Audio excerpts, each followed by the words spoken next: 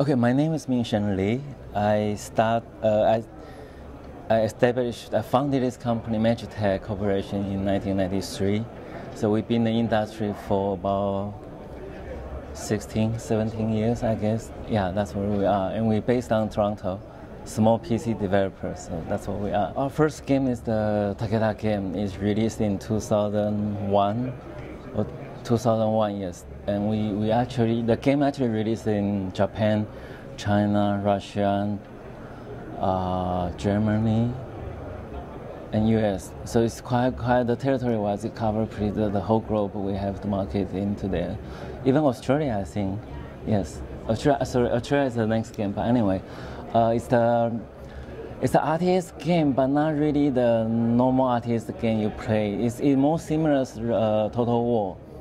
Yeah, the release of Takeda's game actually is right after the Total War Shogun released. So many people think we are the shadow of their game, we are the copy of them. But actually, we are only 6 months behind them.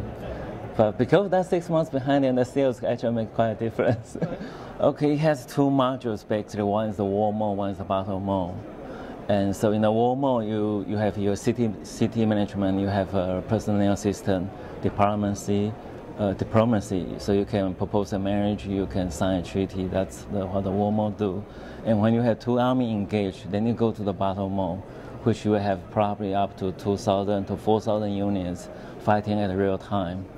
And you can play head-to-head online also. But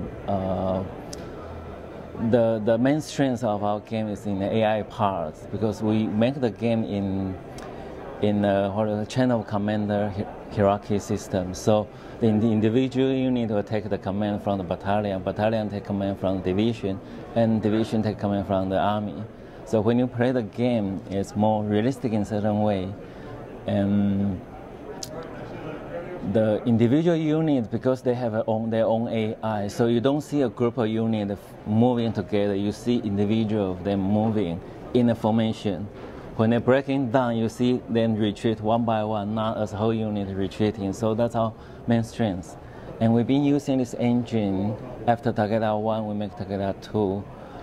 We make the Sango series game, which is the same style, but the theater this time is in China.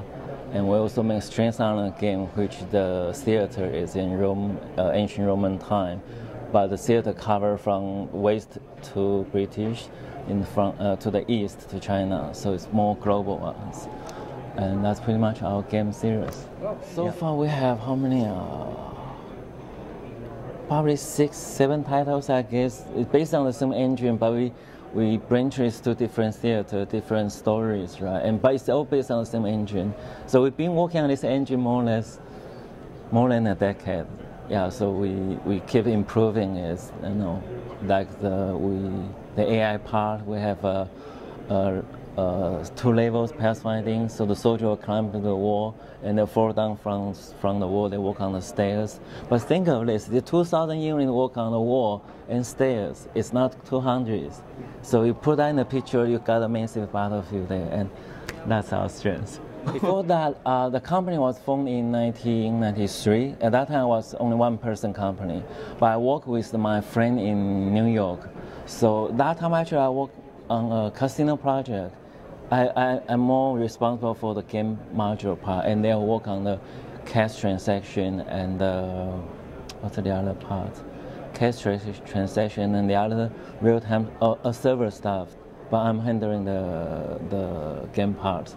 And it is until 1998 I assembled the Toronto team and start working on the Takeda engine. Yeah, but part of the engine actually is derived from the previous work, which we learn how to do animation and graphic stuff. Yeah, that's how it comes from. Yeah, okay, the challenging part actually comes from it's not easy for a PC indie developer to survive in the market.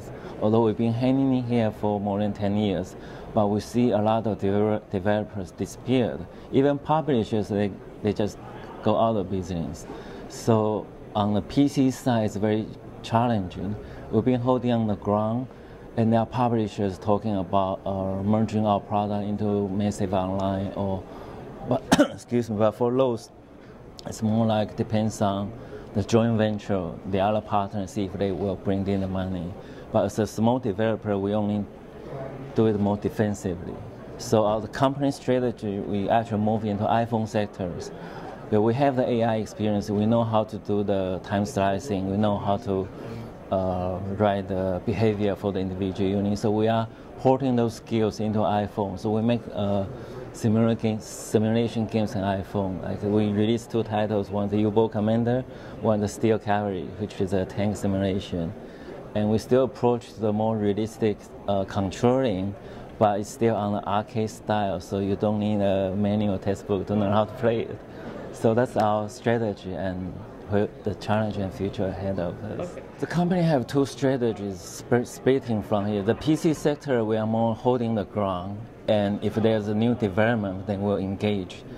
And sometimes it could be big, so if someone come in, invest or joint venture for a massive online, if the project become too big, we will put the iPhone part on hold in that situation. The other strategy is the PC market is still shrinking, then we'll just defend our titles here. So we'll continue maybe in this same genre release a little bit, or we modify the theater and release it again, something that sort. But we'll put our main force in the iPhone part, which is our main attacking area. And so far I think iPhone has a pretty good chance for us, because the developing time is a lot shorter, and the return is more. If it's bad, then we fold it. If it's good, then you boot it up. So.